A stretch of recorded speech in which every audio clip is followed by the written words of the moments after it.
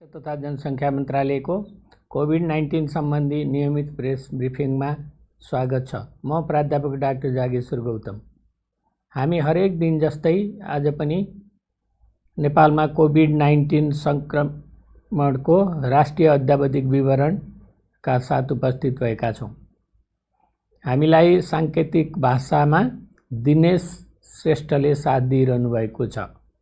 आज देशभरि जम्मा सक्रिय सङ्क्रमितहरूको सङ्ख्या 12,621, संस्थागत आइसोलेसनमा रहनुभएका व्यक्तिहरूको सङ्ख्या 8,705, प्रदेश अनुसार संस्थागत आइसोलेसनमा रहनुभएको सङ्ख्या प्रदेश 1 मा 1135, प्रदेश 2 मा 1,667, बागमती प्रदेशमा 3,436, गण्डकी प्रदेशमा 346, प्रदेश 5 मा 881 जना र कर्णाली प्रदेशमा 317, सुदूरपश्चिम प्रदेशमा 923 जना हुनुहुन्छ। यसैगरी होम आइसोलेसनमा रहनुभएको सङ्ख्या प्रदेश 1 मा 266, प्रदेश 2 मा 3,182, बागमती प्रदेशमा 111, गण्डकी प्रदेशमा 27, प्रदेश 5 मा 286, कर्णाली प्रदेशमा 18 र सुदूरपश्चिम प्रदेशमा 26 गरी जम्मा 3,916।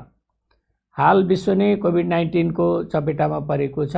यस सन्दर्भमा हाम्रो देश नेपाल पनि अछुतो रहन सकेको छैन। आजसम्मको तथ्याङ्क हेर्दा विश्वमा 2,41,40,122 जना व्यक्तिहरू कोभिड-19बाट सङ्क्रमित हुनुभएको छ भने 8,03,551 जना व्यक्तिको निधन भइसकेको छ। निको हुनेको सङ्ख्या 1,57,27,011 रहेको छ। काठमाडौँ उपत्यकामा 216 जना केस भेटिएका छन्। त्यसमध्ये काठमाडौँमा 160, ललितपुरमा 6 र भक्तपुरमा 50 जना। नेपालमा कोभिड-19 PCR टेस्ट प्रति 10 लाख जनसङ्ख्यामा 20,301 र आजको PCR 12,519 गरी जम्मा 5,92,418 परीक्षण भएको छ। क्वारेन्टिनमा रहनुभएका व्यक्तिहरूको सङ्ख्या 11,658 रहेको छ। कोभिड-19बाट सङ्क्रमण मुक्त भई गत 24 घण्टामा डिस्चार्ज हुनुहुनेहरूमा जम्मा 136 जना हुनुहुन्छ। आजसम्म डिस्चार्ज हुने जम्मा 18,350। कोभिड-19 सङ्क्रमणबाट मुक्त हुने दर 59% छ। सङ्क्रमितहरू निको भई फर्किसक्नु भएको छ र उहाँहरूको उपचार तथा हेरचाहमा अहोरात्र खटिनुभएका चिकित्सक, स्वास्थ्यकर्मी तथा अन्य सहयोगी शुभेच्छुकहरू सबैलाई स्वास्थ्य तथा जनसङ्ख्या मन्त्रालय हार्दिक धन्यवाद दिन चाहन्छ। 2वटा कल सेन्टरबाट हामीलाई 700 जना व्यक्तिले कल गर्नुभएको छ। अब म अलिक विस्तृतमा विवरण दिन चाहन्छु। प्रदेशअनुसार सक्रिय सङ्क्रमितहरूको सङ्ख्या हामीले कभर गरिसकेका छौँ। प्रदेश तथा जिल्लाअनुसार रियल टाइम PCR पोजिटिभ परीक्षणको नतिजा प्रस्तुत गर्दछु। प्रदेश 1 मा इलाममा 1 जना, झापामा 17 जना, भोजपुरमा 3 जना, मोरङमा 52 जना, सङ्खुवासभामा 1 जना र सुनसरीमा 31 जना। प्रदेश 2 मा धनुषामा 3, पर्सामा 59, बारामा 10, महोत्तरीमा 1, रौतहटमा 2, सप्तरीमा 3, सर्लाहीमा 1 र सिराहामा 35 छ। र बागमती प्रदेशमा काठमाडौँमा 160, काभ्रेपलाञ्चोकमा 3, चितवनमा 27, दोलखामा 4, धादिङमा 2, नुवाकोटमा 2, भक्तपुरमा 50, मकवानपुरमा 32 र ललितपुरमा 6 अनि सिन्धुलीमा 1 जना हुनुहुन्छ।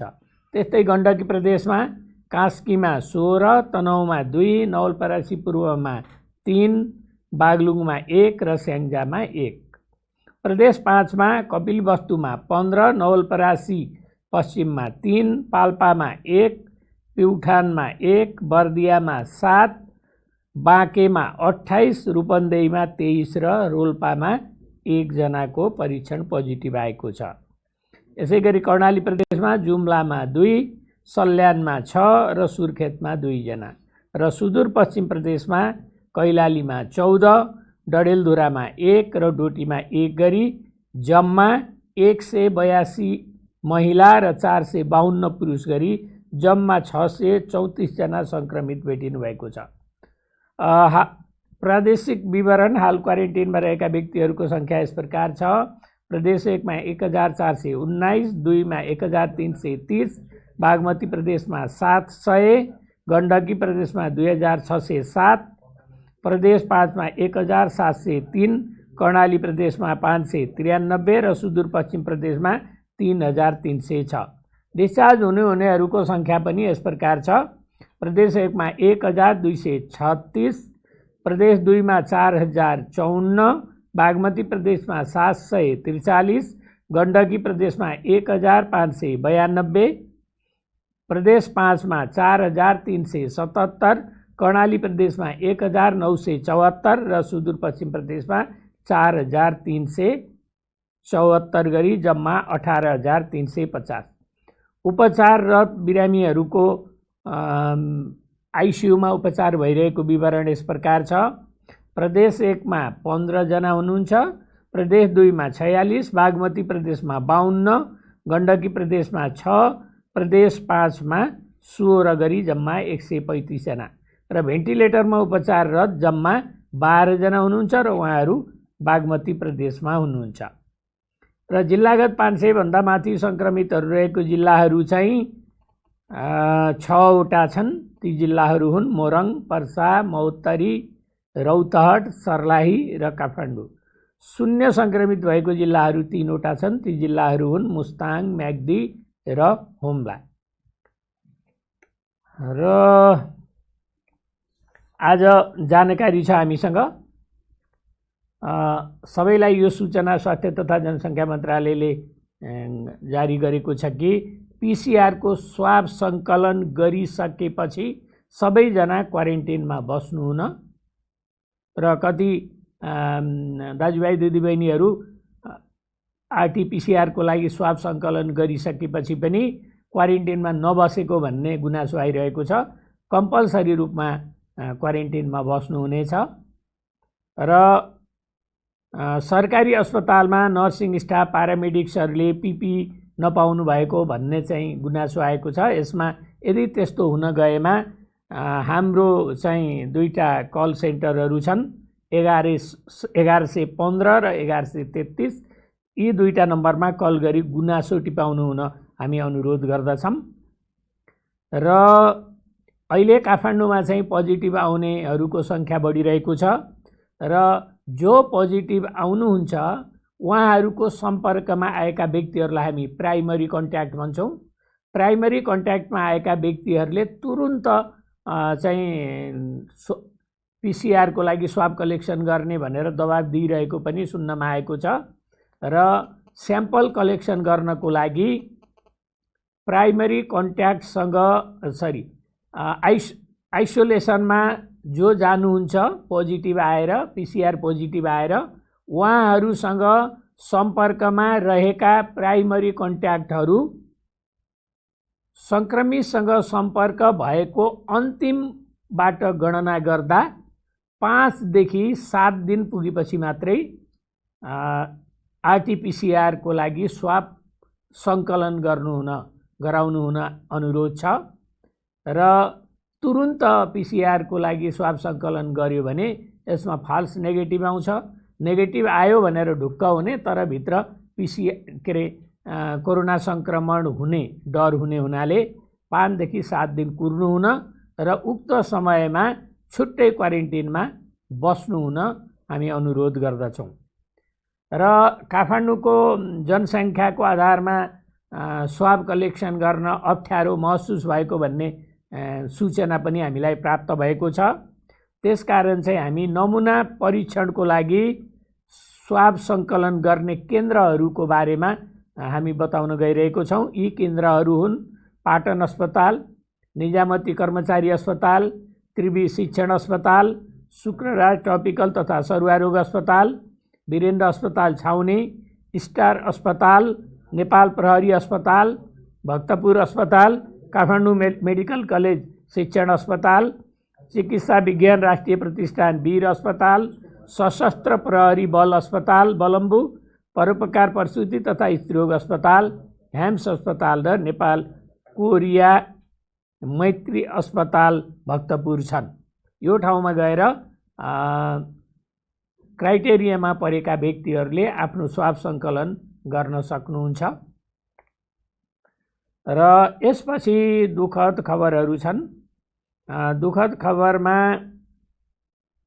आज निधन हुनेहरूको सङ्ख्या यस प्रकार छ।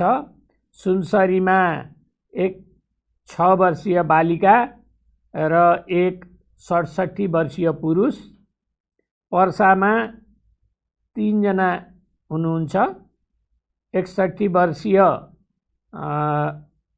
पुरुष, 58 वर्षीय पुरुष र 48 वर्षीय पुरुष, बारामा 1 जना 58 वर्षीय पुरुष, सिराहामा 1 जना 68 वर्षीय पुरुष, मकवानपुरमा 1 जना 56 वर्षीय पुरुष र भक्तपुरमा 1 जना 73 वर्षीय पुरुष हुनुहुन्छ। आजसम्म निधन हुनेको जम्मा सङ्ख्या 146 जना पुगेको छ र यो टोटलमा भन्दाखेरि मृत्युदर 0.5% रहेको छ। र यो निधनमा स्वास्थ्य तथा जनसङ्ख्या मन्त्रालय हार्दिक संवेदना प्रकट गर्न चाहन्छ।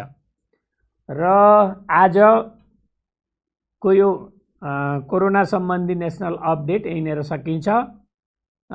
धन्यवाद, नमस्कार। र यसपछि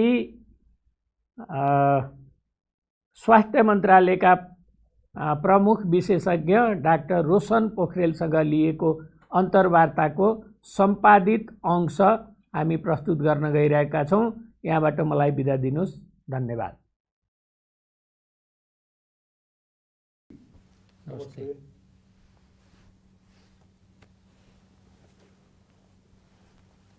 नेपालले कोभिड-19 को महामारी सुरु भए यता के कस्ता मुख्य कामहरू गर्यो?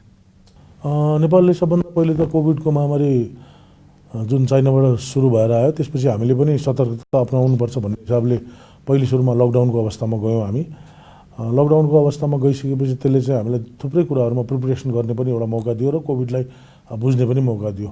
सबभन्दा मुख्य चाहिँ हामीले यो टेस्टिङको कुरामा जुन कोभिडको जाँच गर्नुपर्छ भन्ने कुराहरू हामीलाई आइडिया भएपछि PCR टेस्टिङ भन्ने कुरा नेपालमा नयाँ थियो त्यो बेलामा। त्यही भएर सुरुमा पहिलो केसलाई हामीले हङकङै पठाए पनि पछि हामीले बिस्तारै NPHLबाट टेस्टिङ सुरु गरौँ र त्यसलाई चाहिँ अहिले हामीले देशको सबै भागहरूमा पुर्याउन सफल भएका छौँ र त्यो 40 ठाउँमा अहिले सञ्चालन भइसकेका छ। यदि कोभिड पोजिटिभ रहेछन् भने ती केसलाई बाहिरबाट आए तापनि हामीले समाजमा मिसिन दिएनौँ। नेपालको सबभन्दा ठुलो उपलब्धि चाहिँ कोभिड बाहिरबाट आयो त्यो आउने बित्तिकै हामीले कि तिनीहरूलाई एयरपोर्टकै एरियामा अथवा उहाँहरूलाई क्वारेन्टाइन एरिया बोर्डर एरियामा हामीले कोभिड समात्न सकेको हुनाले उहाँहरू चाहिँ गाउँमा जान पाउनु भएन। अलिअलि त जानुभयो सुरुमा हामीले नजान्दै, तर पछिका दिनहरूमा चाहिँ त्यो अलिकति कडाइका रूपमा लागू भएपछि त्यो चाहिँ गाउँमा जान पाएन। यो चाहिँ नेपालको ठुलो उपलब्धि हो जस्तो मलाई लाग्छ। विश्व स्वास्थ्य सङ्गठन र नेपाल सरकारको बिचमा के कस्ता काममा सरसहयोग भइरहेको छ? अब विश्व स्वास्थ्य सङ्गठनले विश्वभरि नै स्वास्थ्यमा सहयोग गरे हुनाले त्यही आधारमा नेपाललाई पनि उहाँहरूले सहयोग गरिरहनु भएको छ। त्यसमा स्ट्राटेजी प्लानिङहरू गर्ने, कसरी कोभिडलाई हेर्ने भन्ने कुराहरूदेखिबाट लिएर उहाँहरूले हामीलाई टेक्निकल म्यान पावरहरू, एक्सपर्टिजहरू पनि दिइरहनु भएको छ। त्यस्तै म्यान पावरको कुरामा नि हामीले नयाँ म्यान पावरहरू तुरुन्त लिनु पर्दाखेरि पनि उहाँहरूसँगै हामीले सल्लाह लिएर गरिरहेछौँ र संसारले जुन तरिका फलो गरेको हो हामीले पनि विश्व स्वास्थ्य सङ्गठनको भनाइ अनुसार नै त्यही तरिका हामीले पनि फलो गर्नलाई उहाँहरूसँग हामीले सपोर्ट लिइरहेछौँ। त्यसमा पनि विशेष चाहिँ अहिले चाहिँ यो टेस्टिङ र ट्र्याकिङको केसमा जुन छ त्यसमा र यो सूचना प्रवाह गर्ने कुराहरूमा पनि हामीले विश्व स्वास्थ्य सङ्गठनको सहयोग लिएका छौँ। र त्यति मात्रै होइन, विश्व स्वास्थ्य सङ्गठनलाई हामीले हाम्रो नलेज पनि सेयर गरेका छौँ ताकि हामीले गरेको चिजहरू, हामीमा भएको चिजहरू, हामीले जानेको बुझेको चिजहरू उहाँहरूलाई पनि हामी दिएका छौँ। त्यही नलेज चाहिँ उहाँहरूले विश्वमा बाँड्नलाई पनि सजिलो भएको छ जस्तो कारणले चाहिँ हामीलाई दुवैतिरबाट छ। यो चाहिँ उहाँहरूले बढी सहयोग गर्नुभएको छ तर हाम्रो गरेको एक्सपिरियन्सलाई उहाँहरूले पनि लिनुभएको छ। त्यसले गर्दा दुवैलाई सहयोग भएको देखिन्छ यसमा। अब भर्खर नेपाल चाहिँ पुनर्संरचनामा गएको अवस्था छ।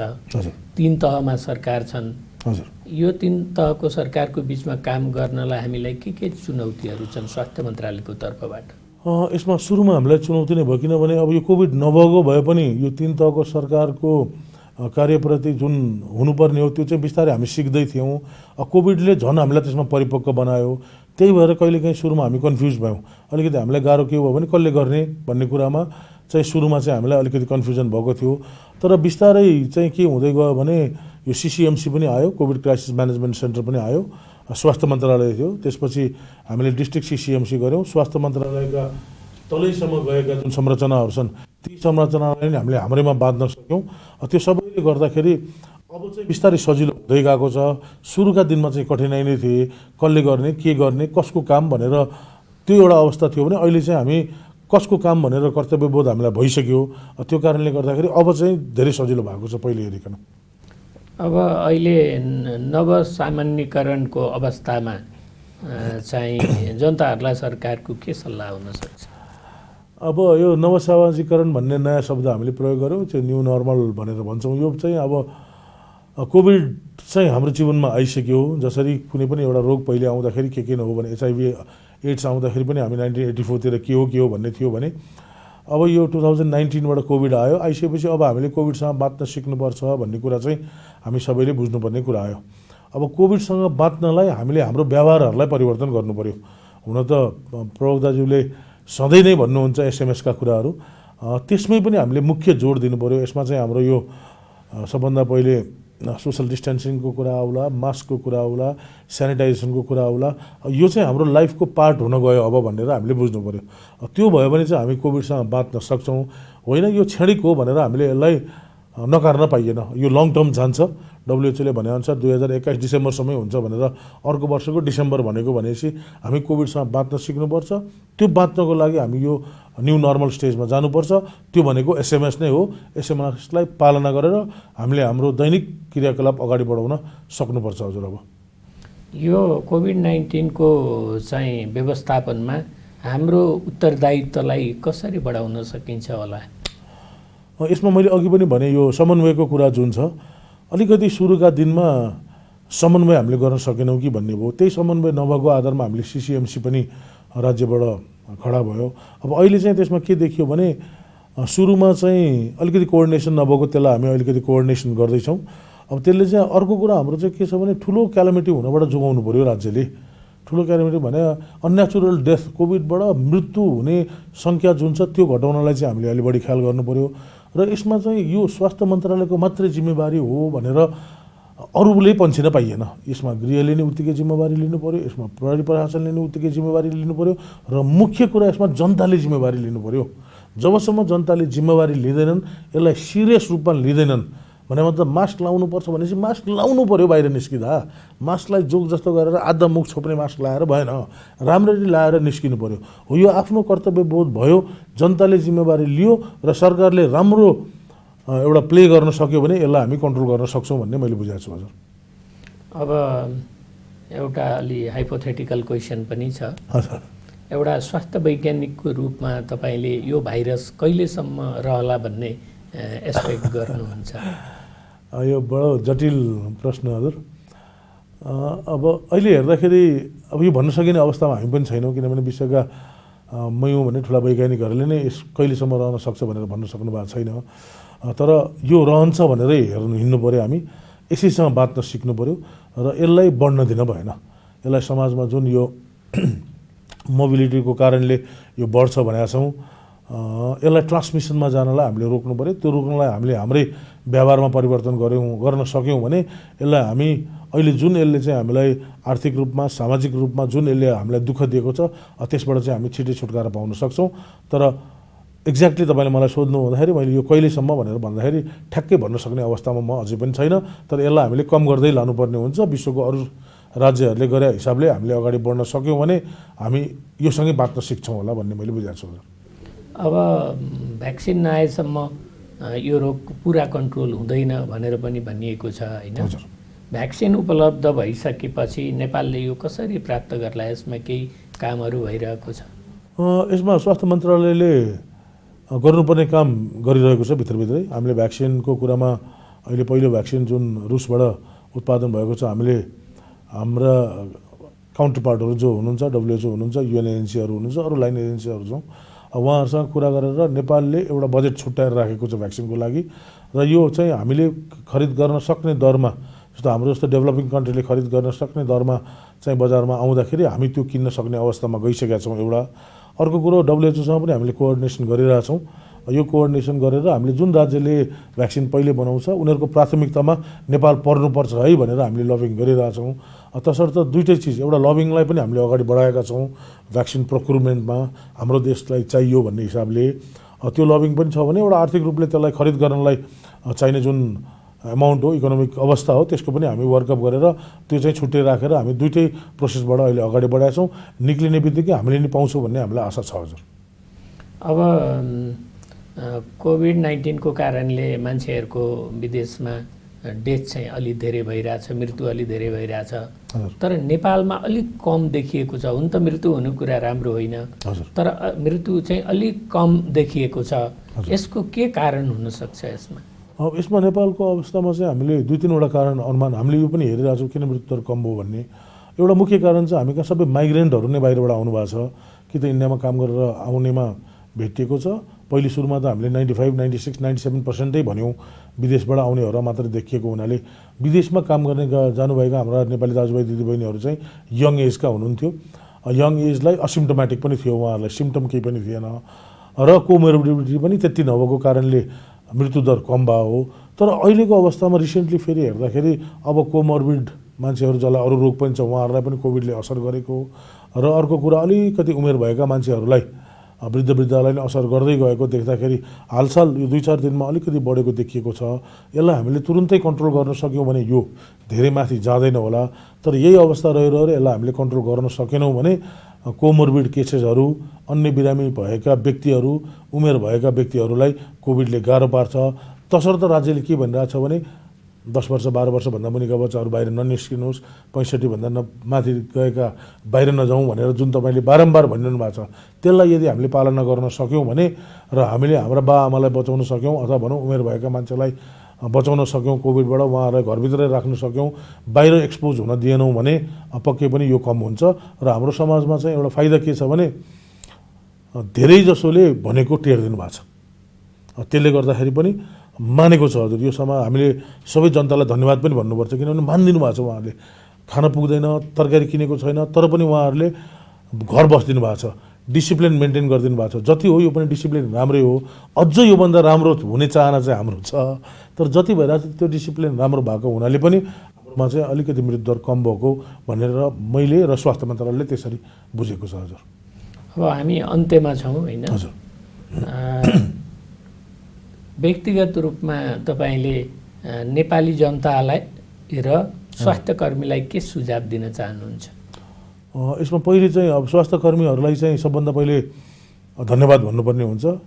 उहाँहरूले जुन मेहनत अहिलेसम्म गर्नुभएको छ त्यो मेहनतको प्रतिफल नै को कारणले गर्दाखेरि हामी यो अवस्थामा छौँ। अहिले हामी राम्रो नराम्रो भन्ने अवस्था छैन, कोभिडले सबैलाई असर गर्छ। त्यही भएर स्वास्थ्यकर्मीले जुन तदारुकताका साथ काम गर्नुभएको छ त्यो चाहिँ एउटा एकदम राम्रो पक्ष हो। अर्को पक्ष चाहिँ भनेको के हो भने स्वास्थ्यकर्मीलाई चाहिँ हामी रिप्लेस गर्न सक्दैनौँ। औषधि सक्यो हामी किन्न सक्छौँ, सामान सक्यो हामी किन्न सक्छौँ, तर स्वास्थ्यकर्मीलाई केही भयो भने हामी उहाँहरूलाई रिप्लेस गर्ने हामीसँग त्यति छिटो रिप्लेस हामी गर्न सक्दैनौँ। त्यही भएर सतर्क भएर पिपिई युज गरेर स्वास्थ्यकर्मीले आफ्नो डिसिप्लिन मेन्टेन गरेर काम गरिदिनु भएको भने उहाँहरूलाई सङ्क्रमणबाट बचाउनु पर्ने हुन्छ र उहाँहरू बच्नुहुनेछ भन्ने मैले आशा गरेको छु। त्यही भएर स्वास्थ्यकर्मीलाई धन्यवाद। आफ्नो सतर्कता कायम गर्दै काम गरिदिनु भएको छ, त्यो कन्टिन्यू गरिदिनु भयो भने राज्यलाई ठुलो सहयोग पुग्छ। एउटा कुरो यो स्वास्थ्यकर्मीको पाटोमा। अब जनताको पाटोमा अहिलेसम्म जे सहयोग हामी स्वास्थ्य तथा जनसङ्ख्या मन्त्रालय जनताले जुन सहयोग दिनुभएको छ त्यो राम्रो छ। तर हाम्रो चाहना ग्रिड एउटा मान्छेको लोभ अझै पनि हुन्छ। त्यही भएर जुन उहाँहरूले डिसिप्लिन मेन्टेन गरिदिनु भएको छ अझै पनि गरिदिनुहोस्, त्यो अझै बढाइदिनुहोस्। त्यही 3टा चिजमा भन्छौँ हामी, सेनिटाइजेसन भने हात धुने कुरामा, त्यसपछि मास्क लगाउने कुरामा, त्यसपछि सोसल डिस्टेन्सिङ भन्ने कुरामा। सोसल डिस्टेन्सिङ भनेको खालि म र त टाढा बस्ने भन्दाखेरि पनि यो ग्यादरिङहरू पनि फिजिकल डिस्टेन्सिङ मात्रै नभएर सोसल डिस्टेन्सिङ नै गरिदिनु पऱ्यो। त्यो अहिलेसम्म गरिरहनु भएको छ। यसलाई अझै गर्न सक्यौँ भने हामी यो जोखिमबाट निक्लिन सक्छौँ जस्तो मलाई लाग्छ। त्यही भएर मैले भनिहालेँ, स्वास्थ्यकर्मीलाई पनि धन्यवाद, जनतालाई पनि धन्यवाद। तर अझै पनि हाम्रो आशा के छ भने यसमा डिसिप्लिन अझै बढाइदिनुहोस् ताकि हामी यसबाट निक्लिन सक्यौँ। त्यो भए भने हामी सबै विन विन सिचुएसनमा जान्छौँ भन्ने म भन्न चाहन्छु। हजुर, त्यति हो। Thank you. ल, धन्यवाद छ। र यो अन्तर्वार्तामा यहाँले चाहिँ आफ्नो कुरा राखिदिनु भयो, यहाँको लागि धन्यवाद दिन चाहन्छु। धन्यवाद। नमस्कार।